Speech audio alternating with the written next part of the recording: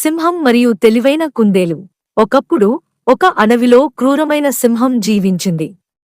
అది దాని ఆకలిని తీర్చుకోవడానికి రోజుకు ఎన్నో జంతువులను చంపేది. దాంతో అడవి జంతువులందరూ భయపడిపోయాయి. ఒకరోజు ఆ జంతువులన్నీ ఒక సమావేశం నిర్వహించాయి. జంతువులు సింహానికి వెళ్లి, మీరు ప్రతిరోజూ ఎందరో జంతువులను చంపుతున్నారు. ఆ విధంగా చేస్తే మేమంతా అంతమవిపోతాం.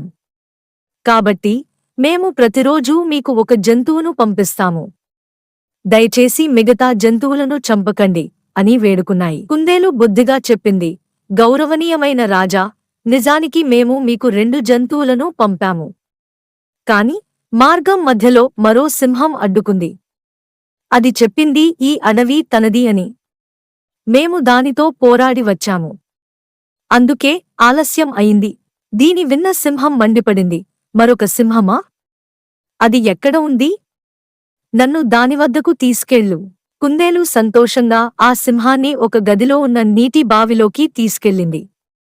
బావిలోకి చూసి సింహం తన పరాయ సింహం ప్రతిబింబాన్ని చూసింది.